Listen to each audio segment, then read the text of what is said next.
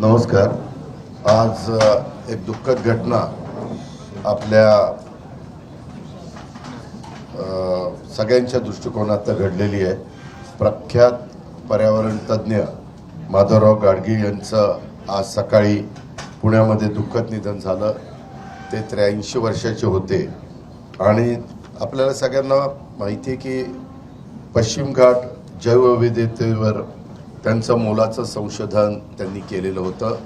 ते संशोधन केल्यानंतरच भारत सरकारने महाराष्ट्र सरकारने ह्यामध्ये त्यांच्याही लक्षात आलं आणि इथं पुढच्या पिढीच्या दृष्टिकोनातनं हे सगळं सांभाळणं ही काळाची गरज आहे हे लक्षात आल्यानंतर त्याच्याबद्दलचे काही कायदे नियम करण्यात आले आणि त्यांच्या एकंदरीत ह्या पर्यावरणाच्या संदर्भातलं काम बघून भारत सरकारने त्यांना पद्मभूषण ह्या पुरस्कार देऊन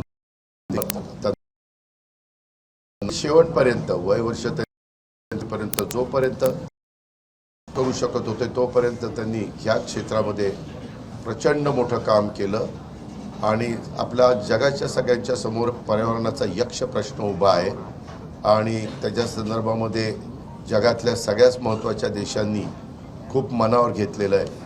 आजही बऱ्याच ठिकाणी पर्यावरणाला पुढच्या पिढीच्या दृष्टिकोनातनं जेवढं महत्त्व द्यायला पाहिजे तेवढं अजून दिलं जात नाही हे आपल्या सगळ्यांचं दुर्दैव आहे। परंतु अशा मोठ्या ख्यातमान असणाऱ्या व्यक्ती आज आपल्याला सोडून गेलेले आहेत। मी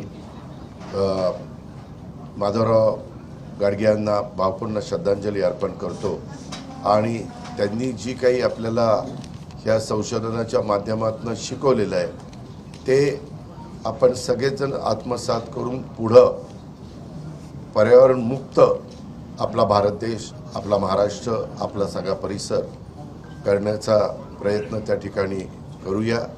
पर्यावरणाचा फार गंभीर समस्या आज आपल्या सगळ्यांच्या समोर निर्माण झालेली आहे, ती दूर करणं हीच खऱ्या अर्थाने गाडगीळ साहेबांना श्रद्धांजली ठरेल।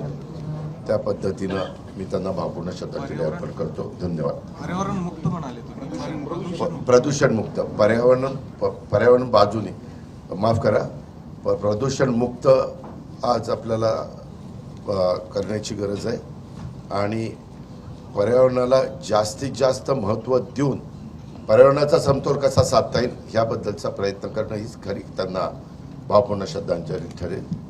मी त्यांना भावपूर्ण श्रद्धांजली अर्पण करतो।